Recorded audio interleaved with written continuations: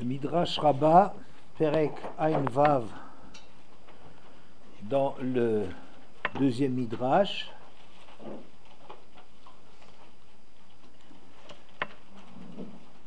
on décrit l'inquiétude de Yaakov à rencontrer son frère. Amar kol hashanim halalu yoshev be'eretz Israël. Toutes ces années-là, Esav demeurait en Eretz Israël. Tomar shiuba elai alai mikoach yeshivat Eretz Israël pourrait dire qu'il vient contre moi avec cette force, ce droit de son installation en Eretz. Kol hashanim halalu hu yoshev umechabed et orav. Durant toutes ces années, il était là à honorer ses parents. Tomar shiuba alai mikoach kibud avaem.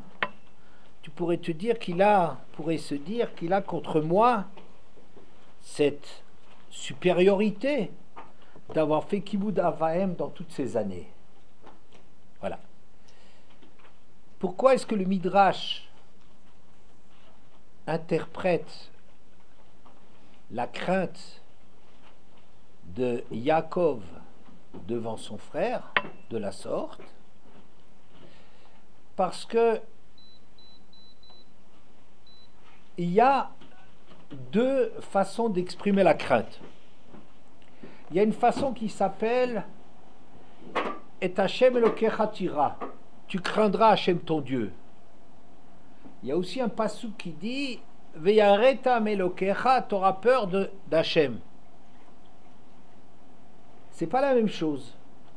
Si je dis Veyareta Melokecha, tu auras peur de ton Dieu, ça veut dire que, attention, ne commence pas à lui désobéir, parce qu'il a tellement de moyens de te sanctionner, tu auras peur d'Hachem. Fais attention à toi. Il y a une autre façon de dire aussi craindre Hachem, et Hachem Elokecha tira. Tu craindras Hachem. C'est pas, tu n'as pas peur de ce qu'il risque de te faire, tu as peur de lui. C'est ce qu'on appelle Yirat HaRomemut, le sentiment de la grandeur d'Hachem qui est écrasant. C'est quelque chose qui nous fait peur parce que on se sent complètement annulé devant la dimension d'Hachem. Alors, on aurait pu croire que quand c'est marqué Vayira Yaakov Me'od Vayetzerlo, il a eu très peur, il était angoissé.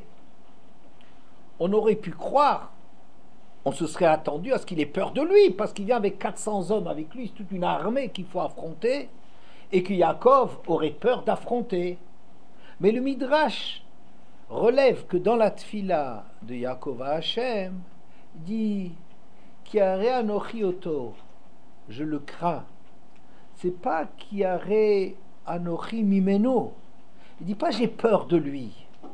Ce qui voudrait dire j'ai peur parce qu'il est très fort. Qu'est-ce qu'il risque de me faire? Comme attention, crains Hachem, ne le désobéis pas, surtout pas, parce que qu'est-ce qu'Hachem il peut te faire? D'accord? C'est pas ça. C'est marqué Yare Oto. Lui, sa personne, comme s'il se dégage quelque chose de Esav, comme s'il a quelque part un srout ou quelque chose comme ça, qui fait que j'ai peur de le rencontrer, j'ai peur d'avoir affaire avec lui. Là aussi, il a un dossier en sa faveur. Par exemple, quand Moshe Rabbeinu a battu Sichon, il y avait deux rois, Sichon et Og. Quand il est rentré en Eretz, Sichon c'était un monstre. Ouais, bon. Moshe Rabbeinu n'a pas eu peur de lui. Il l'a complètement éliminé. Mais après, quand il va rencontrer Og, Hachem il dit n'aie pas peur. De quoi il avait peur? Og n'était pas plus fort que Sichon. C'était deux monstres. Mais Og, C'était Yeter Apleta, c'était quelqu'un rescapé du déluge qui avait il avait fait des choses positives dans sa vie, quelle que soit l'intention qu'il y avait là derrière. Alors Moshe, ce qu'il avait peur, c'est d'affronter Og, non pas parce qu'il était puissant, il n'était pas plus puissant que Sichon, et Moshe n'avait pas peur de Sichon. Moshe n'a peur de rien dans ce Olamazé. Personne ne peut s'opposer à ce que représente Moshe qui est porteur de Torah. Ce qu'il avait peur, c'est qu'Og avait des mérites à son crédit. Et ici, on a l'impression, quand on lit le Midrash, que Moshe Rabbeinu, c'est pas la bataille qu'il avait peur, comme Rashi parle lui, il avait peur de tuer ou d'être tué.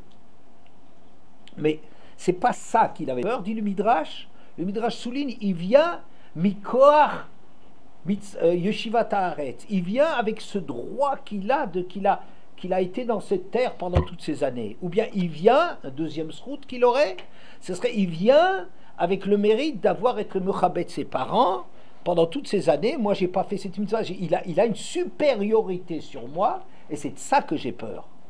D'accord? Bien.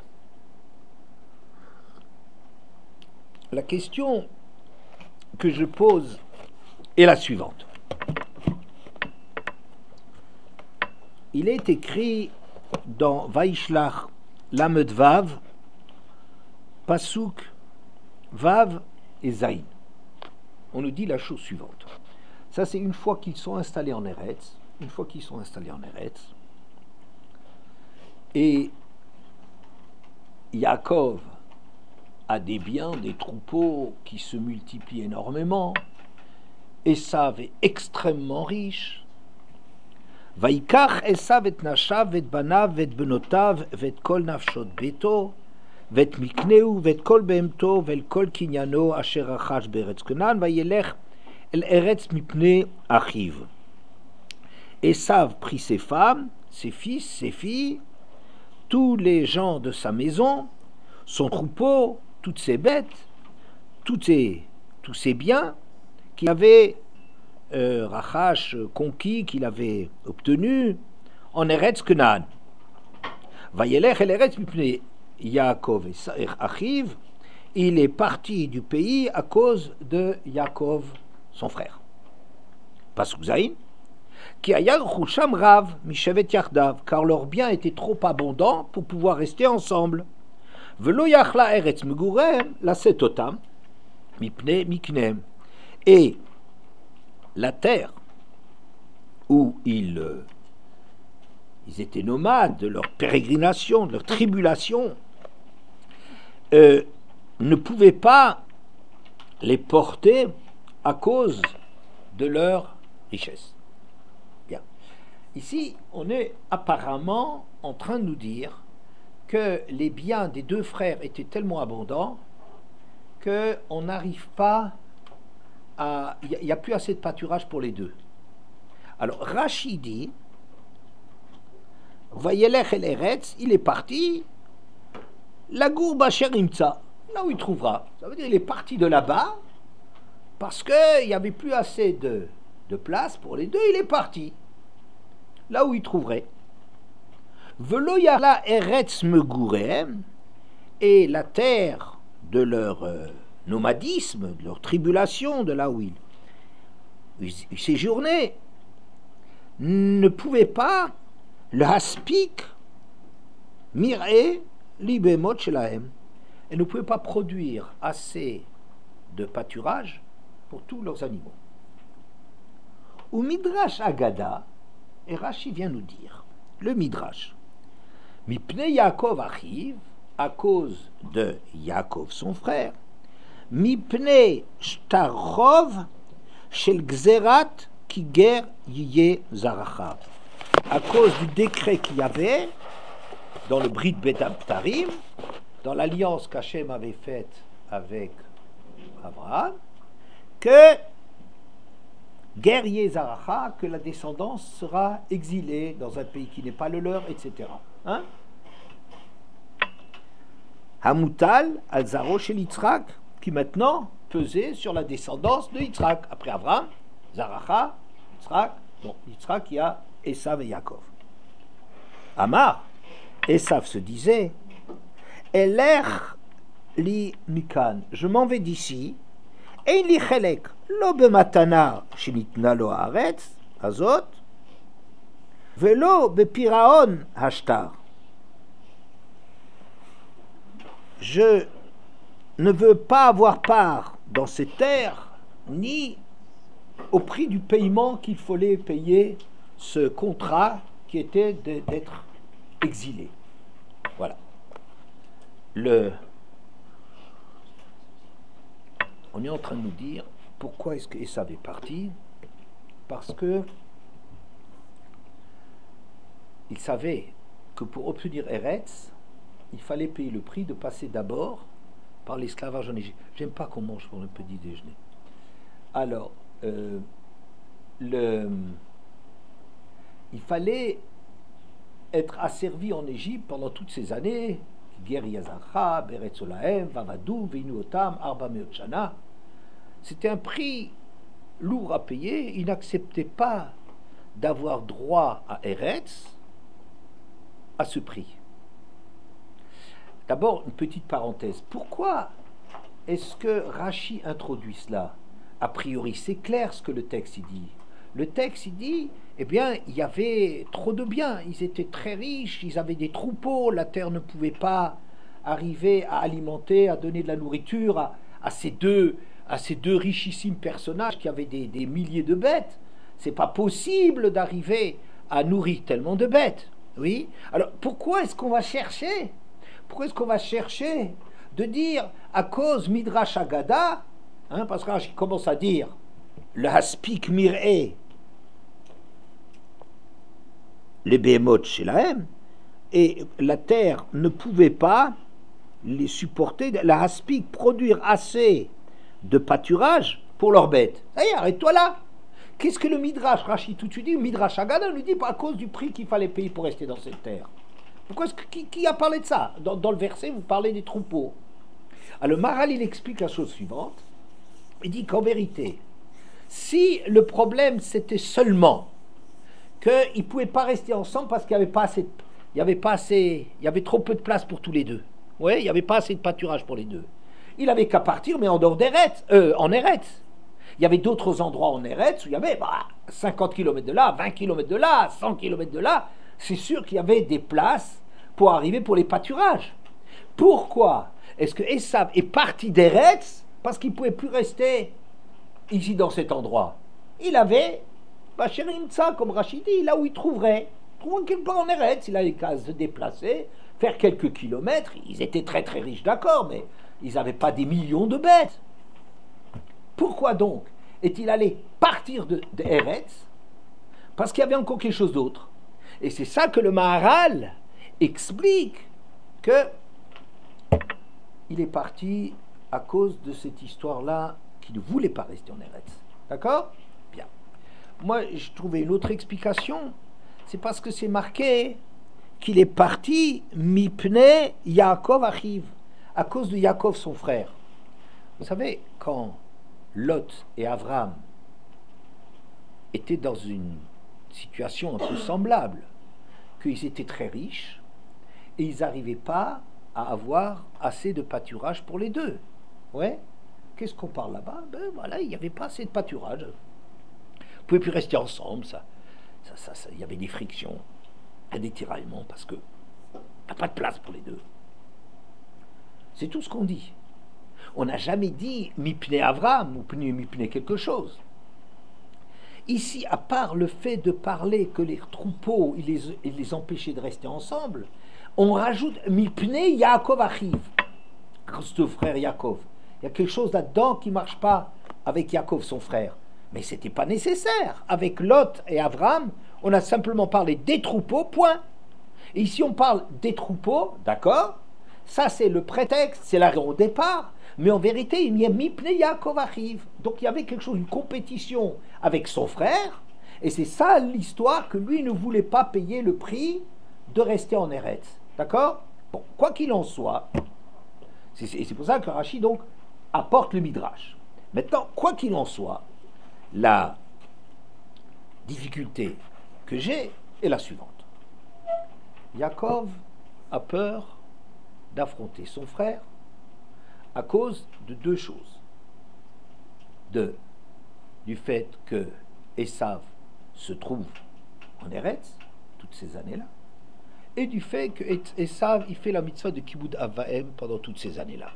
Je ne m'occupe pas aujourd'hui, je ne parle pas de sa crainte à cause de ce qu'il a fait mitzvah de Kibbutz Avaim pendant toutes ces années-là.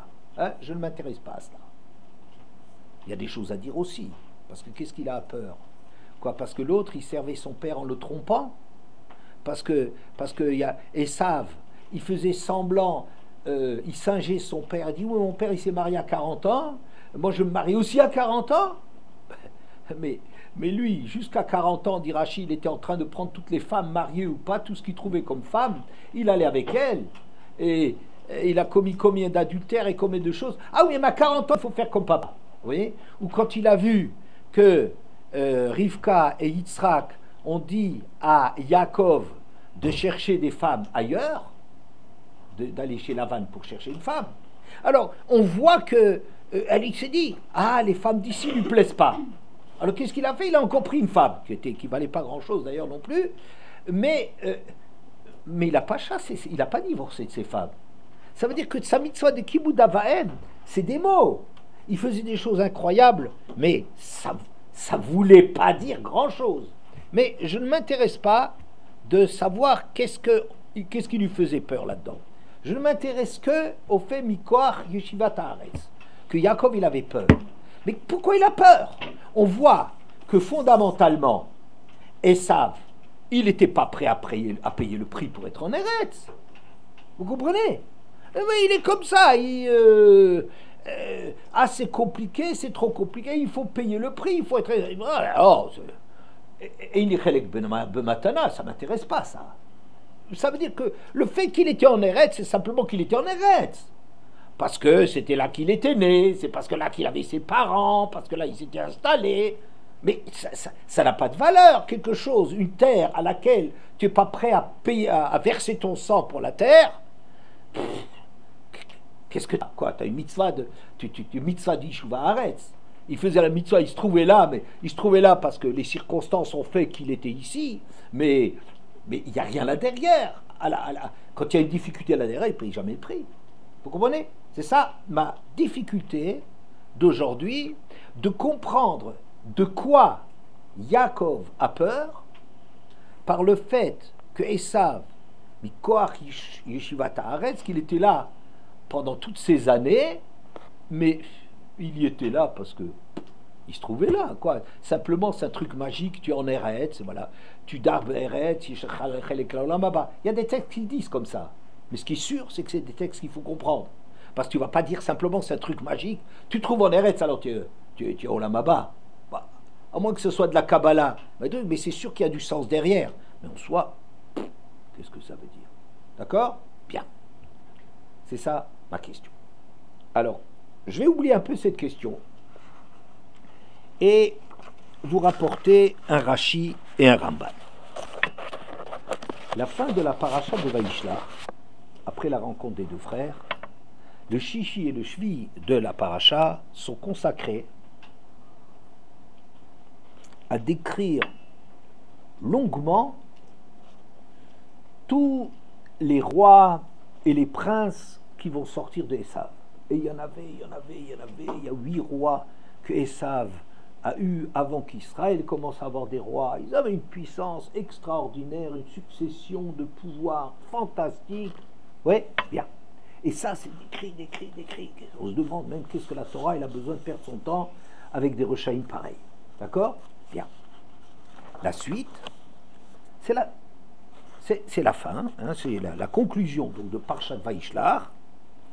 Alouf Magdiel, Alouf Hiram, et il est aloufé Edom, le Moshvotam, Eretz Achuzatam, ou Esav Avi Edom. Donc on décrit jusqu'au dernier prince qu'ils avaient, Magdiel, Hiram. C'est ça les princes de Edom, selon leurs lieux, les lieux où ils habitaient, dans la terre qu'ils détenaient. C'est lui Esav qui est le père d'Edom, l'ancêtre d'Edom. Suite, parachat de la semaine qui vient. Vayeshev. Vayeshev Yaakov beret Meguravi beret Canaan. Voici donc l'installation de Yaakov dans la terre où son père Megouré, il était nomade. Gour, séjourner, c'est pas s'installer, c'est contre s'installer, en pays de Canaan, et il est Toldot Yaakov Yosef. Et voici la descendance de Yaakov, c'est Yosef, etc. Et on continue. Et Rashi apporte, c'est un Rashi ancien, qui est rapporté dans la plupart des éditions, Davacher. Vayeshev Yaakov.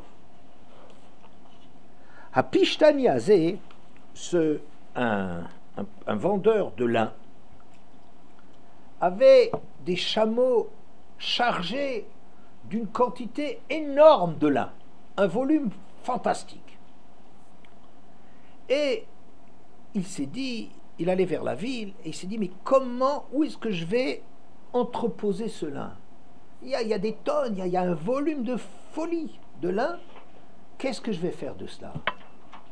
Il y avait là-bas un type intelligent, dit, tu sais, tu prends une étincelle d'un forgeron, ou dans le Midrash Tanhuma, une étincelle d'un purificateur Zahavi, quelqu'un qui fabrique de l'or, il a besoin de l'affiner, donc ça passe par des fours, etc. Il sort une étincelle de là-bas, et tu n'as plus besoin de te faire du souci, en une seconde, le problème est résolu, ça va tout brûler.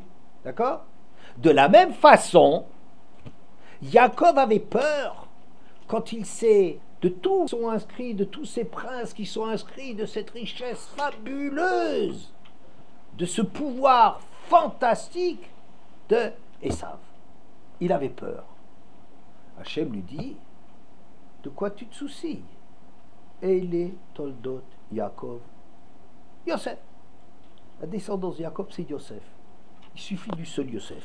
Il termine là-bas en disant, Urtiv vaya bet Yaakov Esh, ou bet Yosef le'ava, ou bet Esav le cache, et comme dit le Passouk, la maison de Yaakov, c'est comme un feu, la maison de Yosef, c'est comme une flamme, la maison de Esav, c'est comme de la paille, Nitzotz Yotze mi Yosef, Shemechale vesoref et kulam. Il y aura une étincelle qui sortira de Yosef, qui va tout éliminer, tout achever, tout brûler. Donc, voilà. Tu as peur de la puissance, de tout ce qu'il représente, Esav, de tout son pouvoir fantastique. Les goïms, ils remplissent le monde. Et toi, le petit peuple juif, qu'est-ce que nous, on peut faire contre eux? Il suffit de Yosef. Yosef, c'est comme une flamme. C'est comme une flamme, une étincelle qui jaillit, parce que le feu, il reste en place. Mais flamme, c'est la propagation, c'est le fait que le feu, il se propage, il s'étend. Il suffit à un Yosef qui rentre dans le monde et qui affronte les goïms, paf, c'est comme une étincelle qui va venir dans le lin. Vous savez ce que c'est le lin? C'est quelque chose de très, très inflammable. Quand Shimshon, on décrit la force de Shimshon qui était attachée avec des liens, que Ariar Pishtan, il a fait sauter ces liens comme le lin, L-I-N, le lin, qui, quand il sent simplement la chaleur, chlac, c'est parti. Ouais. Vous avez déjà remarqué le plastique, quand vous allumez le plastique, vous n'avez pas besoin de mettre le feu dessus. Le feu, simplement quand il sent le feu, quand vous approchez avec le feu, ça commence à se propager. Alors le lin était utilisé en général autrefois dans les navires de guerre, sans doute aussi dans les canons, pour faire les mèches. Parce qu'il y a un problème sur les mèches. Il fallait prendre une mèche qui brûle à toute vitesse. Ça se propage, que vous allumez le truc, il faut que 3 secondes après, ça y est, on tire. On ne peut pas mettre un quart d'heure. Alors si vous preniez une mèche en quelque chose, en ficelle ou quoi, ça mettrait des minutes jusqu'à ce que ça marche. Mais on prenait de l'étoupe. L'étoupe, c'est un filament de lin. Et c'était ça la mèche. Et quand vous approchez même le bâton sur lequel il y avait du feu, vous voyez, ça a des noms techniques, vous l'approchiez de l'étoupe, le truc il brûle à toute vitesse, il se propage à toute vitesse et le canon il tire très très rapidement. D'accord? Le lin c'est très inflammable. C'est très solide, mais c'est très inflammable. Bien. Ça c'est ce que Rashi dit. Rashi il a pour moi deux difficultés. Un, c'est que Yaakov il avait peur de toutes ces puissances là qui sont inscrites ici. Mais c'est des puissances qui ne vivaient pas de son époque. C'est toute la suite des Esav. Qu'est-ce qui va se passer dans les siècles qui vont suivre Esav? Il y aura des rois, il y aura des princes, il y aura des puissants, il y aura des conquêtes, il y aura. Il avait peur de ce qui est écrit ici. De quoi il a peur? Il ne les a pas encore vus. Hein? Bon, peut-être il le pressentait, je ne sais pas. Hein? Mais ça a priori pas. Et surtout, la difficulté de Rashi, c'est qu'on n'explique pas le premier pasouk. Vayeshev Yaakov be'eretz mugurei aviv be'eretz Canaan. Yaakov demeurait dans les pays du nomadisme de ses pères. Donc nomade, ça veut dire que on s'installe pas, on tourne à droite à gauche en fonction des pâturages. Oui, voici l'histoire de Yaakov, c'est Yosef. Alors si tu veux dire qu'il y a une juxtaposition, un rapprochement entre les puissants qui font peur de Esav et Yosef, et la réponse d'Hachem, il dit, tu sais, une étincelle qui sort de toi, il brûle tout le lin. T'inquiète pas. Ouais. Alors pourquoi est-ce qu'on parle Vayeshev Yaakov be'eretz mugurei aviv, n'est-ce pas? Ça c'est un peu la difficulté de Rashi. Alors le Ramban extraordinaire, le premier Ramban de Parshat Vayeshev dit la chose suivante. Tam Vayeshev Yaakov be'eretz mugurei aviv. Sans doute que le Ramban a senti cette difficulté de Rashi de ne pas tenir compte de ce premier pasouk. Donc lui, le Ramban, va expliquer ce premier pasouk. Écoutez bien ce Ramban, il vaut la peine. Ki amar, chez Aloufé Esav Yashvu be'eretz achuzatam. On vient de dire, c'est le dernier pasouk qu'on avait lu dans notre paracha de Vaishlach. Eile Aloufé Edom le Moshotam be'eretz achuzatam. Dans leur pays de possession, où Esav avi Edom. Qui amar, chez Aloufé Esav, les princes de Esav, Yashvu be'eretz achuzatam. Quand ils étaient en Eretz, de façon générale, là où ils étaient dans des pays qu'ils possédaient. Ochez. Klomar, haaretz shelakhu lahem lachuzatolam. Que quand ils s'emparaient d'une terre, la achouza, ça avait une possession définitive, pour toujours. Aval Yaakov, mais Yaakov, Yashav, guerre qu'aviv. Comment est-ce que lui demeurait comme un étranger, comme son père, be'eretz mugurei aviv. Il était comme son père, c'était un nomade, il n'était pas installé. Be'eretz lo lahem, et là le Canaan. Il avait toujours le sens que cette terre, elle ne m'appartient pas, les promesses que tu veux, on n'est pas installé en Eretz. Va kavana, et l'intention de ce pasouk, la hagid, kehem bochrim, la gourbe Eretz anivcheretz, que eux, ils avaient choisi, Yaakov, les Avot, d'être dans un pays hanifcheret, le pays élu, le pays choisi par Hachem. Veshitit-kayem bahem ki ger yezaracha be'eretz olahem, et que se réalise chez eux que vous soyez dans une terre qui n'est pas à vous. Incroyable ce pasouk. Velo be'esav, et ça c'était pas Esav. Ki Yaakov levado, ikare lahem zera, car c'est seulement Yaakov qui est la suite des Avot. Qu'est-ce qu'il dit? Quelque chose d'incroyable. Le Ramban, il met en parallèle la façon goy d'être propriétaire et la façon juive d'habiter Eretz. Les goyim, quand ils sont quelque part, c'est Eretz achuzatam. Ça veut dire on est chez nous. Tu ne demandes pas, on est en France. On est chez nous. La France, ça nous appartient. Alors, sauf s'il y a des guerres ou des choses de ce genre-là, ou d'autres envahiraient le pays. On est chez nous, on est propriétaire achuzat olam.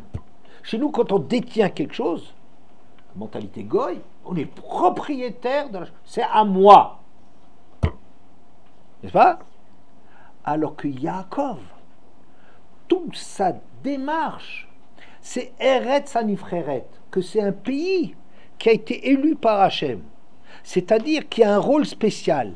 Eretz, c'est pas un pays de Goy. Vous entendez? Eretz, c'est pas un pays de Goy. Le but de Eretz, c'est pas être un pays dans lequel il y a des gens qui s'installent. Quand les Arabes, ils possédaient ces terres, quand les Turcs, ils possédaient ces terres, quand les Anglais, ils possédaient ces terres, c'est à nous. Il fallait des guerres pour arriver à les déloger, n'est-ce pas? Mais c'est à nous. Ils s'installent là, ils veulent, ils revendiquent la terre, ça nous appartient, c'est à moi. Alors que les Avot, c'est Eretz Hanifreret, cette terre a une mission. Et alors, la façon de s'installer dans ces terres, c'est pas du tout à titre de propriétaire, Eretz Olahem, Eretz Mugurei Aviv. Tant que c'est pas à nous, c'est un pays où on séjourne, on ne fait que passer, on ne s'installe pas. Ce qui fait quelque chose d'extraordinaire chez le Ramban.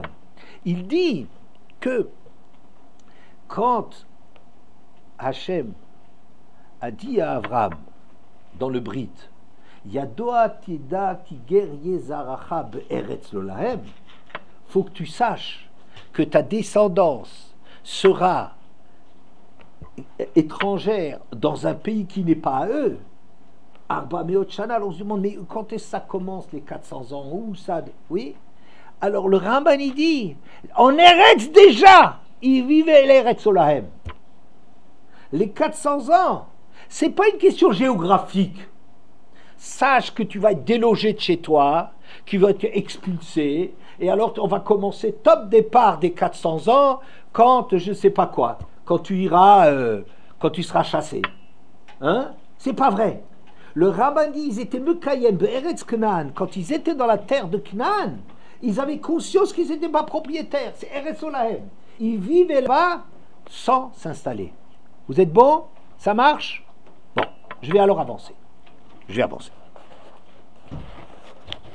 Alors,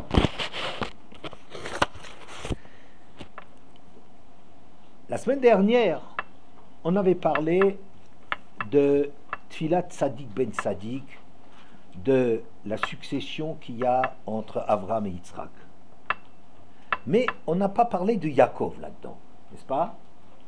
Et le Sfat Emet, l'extraordinaire Sfat Emet, a dit la chose suivante. Qu'est-ce que ça veut dire le début de la paracha? Vayetse Yaakov mi Be'er-Sheva vayelech Harana. Yaakov est sorti de Be'er-Sheva pour aller à Haran. Et alors, qu'est-ce que tu dis avec ça? Qu'ils étaient à Be'er-Sheva, tu as qu'à voir dans les chapitres précédents qu'ils étaient à Be'er-Sheva. Qu'il allait à Haran, on en parle en long et en large quand Rivka, elle demande à Yitzhak de trouver un chidour pour son fils, n'est-ce pas? Elle dit qu'il aille à Haran, chez Lavan, à Haran, et Yitzhak il va dire va à Haran. On savait qu'il avait à Haran. Alors qu'est-ce que ce verset vient nous dire?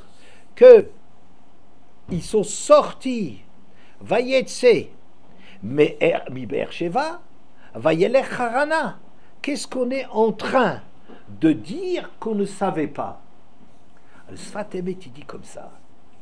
Les Avot, Avraham et Yitzhak, ils étaient à Be'er-Sheva. Leur endroit, c'est Be'er-Sheva. Qu'est-ce que c'est Be'er-Sheva? C'est les puits qu'ils avaient creusés, n'est-ce pas? Les puits qu'ils avaient creusés. C'est là qu'ils creusent. Qu'est-ce que ça veut dire creuser un puits? Vous savez ce que c'est creuser un puits? Ça veut dire trouver de la vie derrière la matière. Be'er Maim Chaim, c'est quelque chose de vivant. L'eau, à l'époque, c'est ça qui permettait de vivre. Tout marche d'après l'eau. Il faut qu'il y ait l'eau, c'est l'indispensable pour que la vie elle puisse démarrer. D'accord? Donc, les Avot, ils avaient une matière, ils avaient une terre, ils creusaient. Ils creusaient et ils trouvaient sous la matière, le monde qu'Hachem nous a créé, ils trouvaient du sens. Ils trouvaient qu'il y a une présence de la vie et d'Akadosh Baruch Hu derrière la nature. Les gens, ils croient que la nature, elle est là, que ça a toujours été, que la nature est là toute seule, qu'elle s'impose. C'est comme ça que les gens y croient.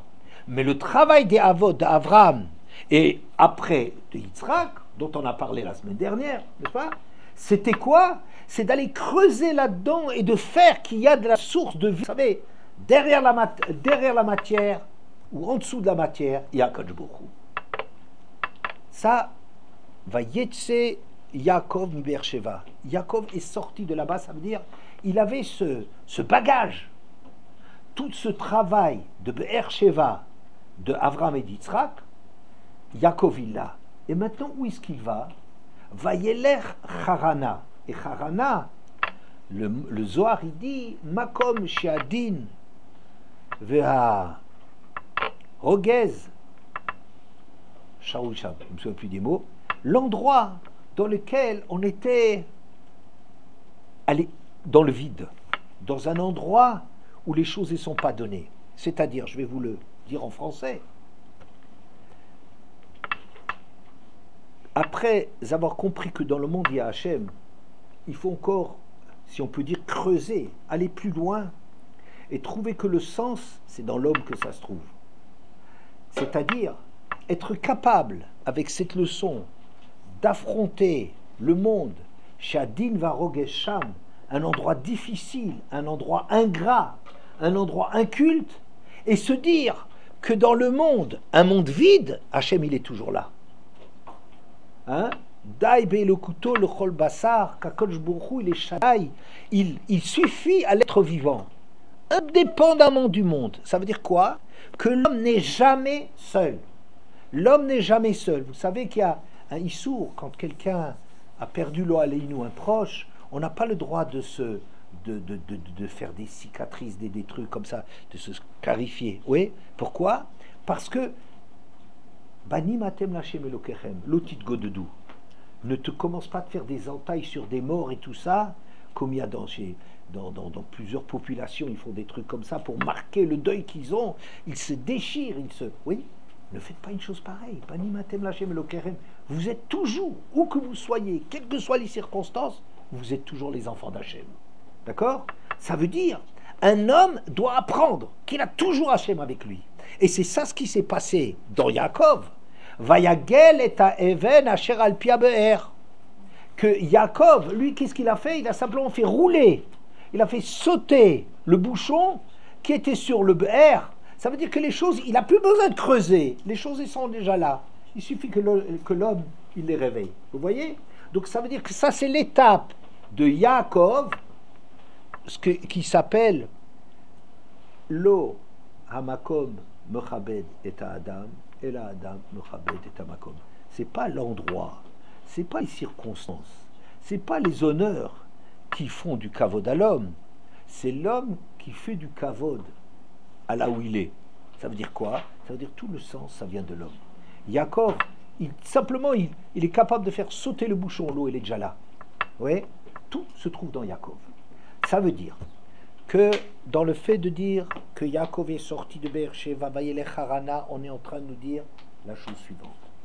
Yaakov est sorti de cet héritage des Avot. Il ne s'est pas fait tout seul, Yaakov. Il n'est pas venu du jour au lendemain. C'est le successeur d'Avram et Yitzhak. Et il est allé dans un endroit où il n'y avait plus rien. En Chutz La'aretz, un endroit vide. Et il devait là-bas arriver à supporter ce vide, cette absence d'Hachem, exposé à la vanne, à tous les trucs de ce monde, de la sorcellerie, le monde de la sorcellerie, le monde de la magouille, le vol, Ramaout, etc. Être exposé au mal du monde et arriver à garder toujours une émouna intacte, quelles que soient les circonstances, l'opposition du monde contre lui. D'accord? Alors c'est marqué dans le Perek Lamed Pasuk Café, il dit la chose suivante. Vayi kasher yalda Rachel et Yosef, vayomer Yaakov el Lavan, shalcheini velcha el mekomi ul arzi.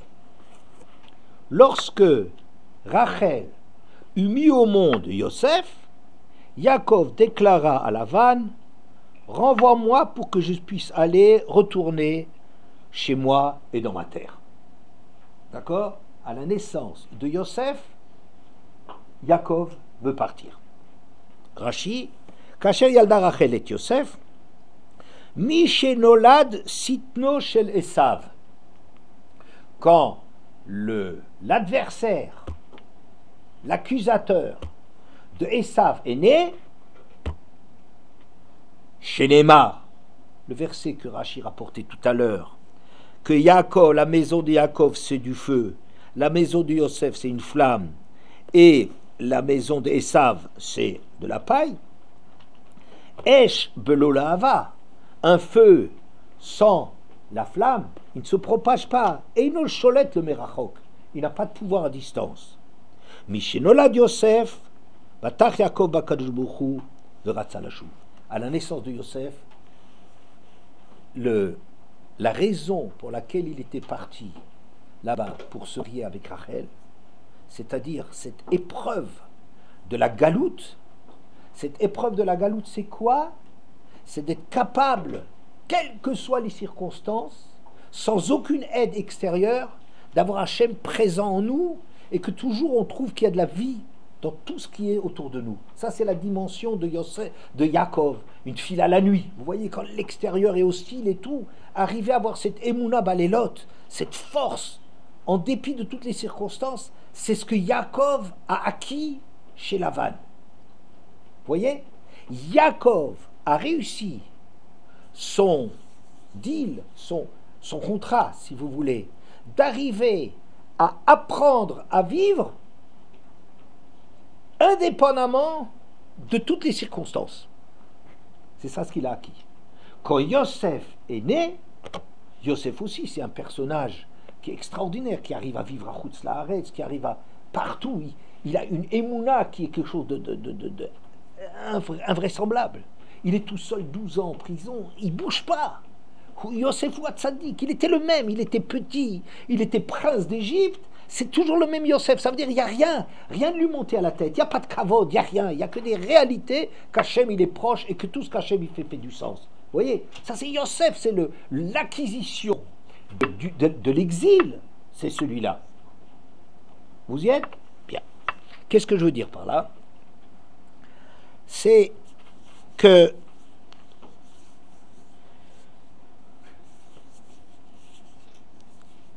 Yaakov, je reviens à ma question du début. Yaakov, ma question du début, elle était la suivante. Le Midrash prétend que Yaakov avait peur du koach de l'Yeshivat Haaretz, de la force de l'installation de Esav en Eretz.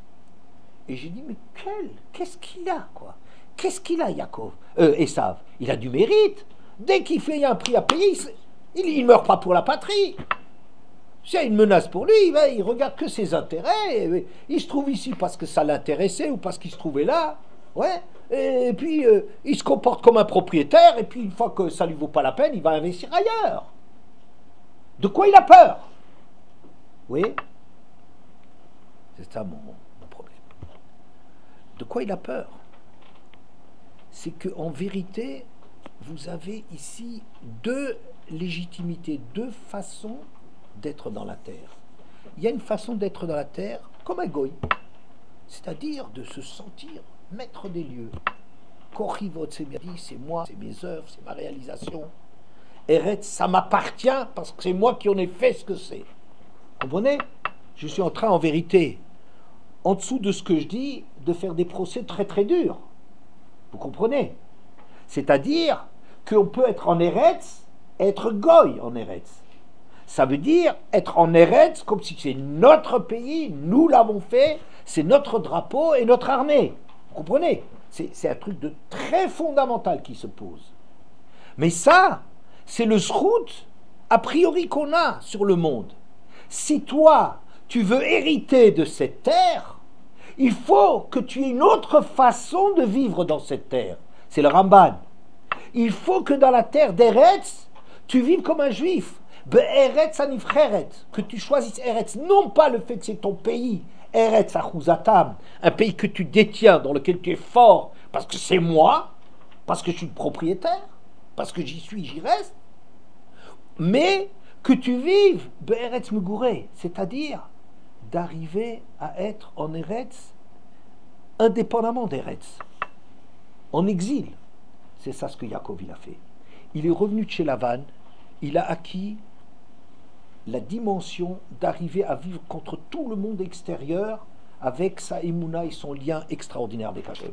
Dans cette chose-là, il faut qu'il la vive en Eretz. Vous voyez, c'est quand on dit, par exemple, que le peuple juif il a quelque chose qu'aucune nation n'a dans le monde, c'est d'être arrivé à vivre pendant presque 2000 ans sans terre. C'est une chose impensable. Impensable.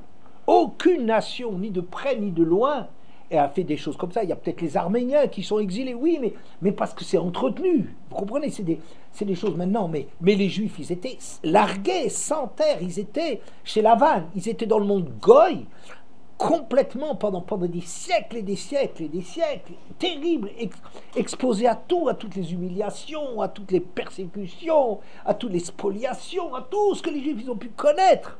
Ça, c'est la dimension de Yaakov qu'il a donnée de Yosef. C'est cette dimension-là que les Bnei Israël, avec cette dimension que les Bnei Israël devraient conquérir Eretz.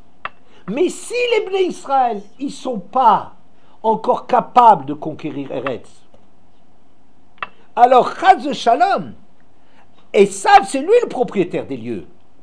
Vous comprenez? Il y a quelqu'un qui se trouve là, c'est Esav. Regardez, je fais bien remarquer que c'est pas marqué que Esav, que Yaakov avait peur des 2 mitzvot de Esav, du srout de Esav. Il n'a pas dit qu'il avait un mérite d'être en Eretz Israël pendant toutes ces années. Il n'a pas parlé de mérite. Il dit Koach Yeshivat Haaretz. Koach Shaya Mechabed et Torah. Il parle du droit que ça donne. Le droit, c'est quoi? C'est le droit du propriétaire initial. Il y a Esav, la force qu'il a et le risque qu'il y a pour Yaakov, que si Yaakov n'est pas capable de porter avec lui cette dimension d'exil, c'est-à-dire d'être toujours capable d'être en Eretz, mais pas à Tel Aviv, d'être en Eretz, mais dans la Gdusha, d'être en Eretz en sachant que c'est Eretz Anifreret, que c'est le pays qui est seulement là pour servir Hachem. Il est là pour ça, pas pour que je sois propriétaire. Donc c'est ça ce que Yaakov il a peur. Il n'a pas peur des mérites de Esav qui a du mérite. Esav il n'a pas de mérite d'être en Eretz, parce que s'il y a un prix à payer, il ne le paye pas. Mais c'est Marekama, ça s'appelle, c'est le premier propriétaire, Amotzi Mechabero la Baraya. Tu veux déloger quelqu'un qui est là, il faut que tu aies du mérite. Le problème c'est, est-ce que ce mérite il existe? Alors c'est ça ce que Rachid dit. Rachid dit qu'en vérité, le pouvoir de Esav, il a l'air d'être énorme. C'est le pouvoir de l'évidence. Le monde entier, les goyim, tous les goyim, ils sont dans le monde comme Eretz Achuzatam. Ils sont chez eux, propriétaires, tu ne peux pas les déloger. Mais, si, vous savez qu'est-ce que c'est le cash? Esav est comparé à de la paille. Vous savez ce que c'est? C'est tout ce qui reste quand on extrait la farine. Quand on extrait la farine, alors on va la sortir de son, je sais pas comme ça s'appelle, l'écorce de la farine, le son, je crois, enfin je sais pas. Tu l'extrais, tu as de la farine. La farine, c'est le but. Tant que la farine n'est pas là, la paille, tout l'épi et tout ce qu'il y a là-dedans, l'écorce et tout ça contribue à ce que les choses, elles continuent à vivre. Le problème, c'est qu'à partir du moment où il y a de la farine, alors c'est de la paille, c'est encombrant, ça sert rien. Tout ce que les goïms, ils ont dominé le monde et tout ça, ça ne sert qu'en attendant. Mais le jour où les Bnei Israël sont au niveau, ce jour-là, les Bnei Israël, c'est eux qui sont propriétaires. Si ils ont cette capacité de dire si la farine elle est prête, qu'est-ce que c'est la farine? C'est que les Bnei Israël, ils sont arrivés à être mûrs, à être Be'eretz Mugurei Aviv, d'être des gens qui transportent avec eux cette capacité en Eretz de vivre hors d'Eretz. Vous voyez le test du sionisme qui a été terrible, c'est qu'ils rentrent dans un pays après tellement de souffrances, après tellement de persécutions, et il y a eu comme ça cette envie, cet enthousiasme de maintenant ça y est, enfin on sort de ces persécutions, enfin on est chez nous. Ça c'est l'erreur. Parce que la grandeur d'Eretz, c'est que tellement de siècles on a vécu en dehors d'Eretz, les bénis Israël étaient immensément grands. Mais le problème c'est qu'on a été tellement soulagés, contents, on a tellement payé cher l'exil, que quand on a eu cette terre, on s'est installé comme des goïms. C'est ça le test. Est-ce qu'on est capable d'être en Eretz? C'est ça, là, le test de Yaakov. Donc, je dirais, Yaakov n'a pas peur du mérite d'Esav, d'être en Eretz. Parce que mérite, il n'est pas bien grand, d'être quelque part, je suis là. Mais quand c'est difficile, je dégage. Oui, c'est pas le mérite. C'est qu'il est le premier, il est l'occupant des lieux. Il est l'occupant des lieux et tu ne peux avoir un droit contre lui, pas parce que tu es plus fort que lui. Il ne s'agit pas de lui casser la figure, d'être plus fort que lui et de le déloger. Pourquoi? Parce qu'il n'y a aucun droit, lui il était le premier, alors quoi?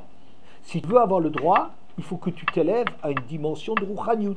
Il faut que tu sois capable, que bien que tu sois de retour en Eretz, Yaakov, bien qu'il soit de retour en Eretz, il doit ne pas avoir oublié la leçon du passé, de vivre Eretz en gardant toujours présent à l'esprit Hachem qui fait vivre Eretz.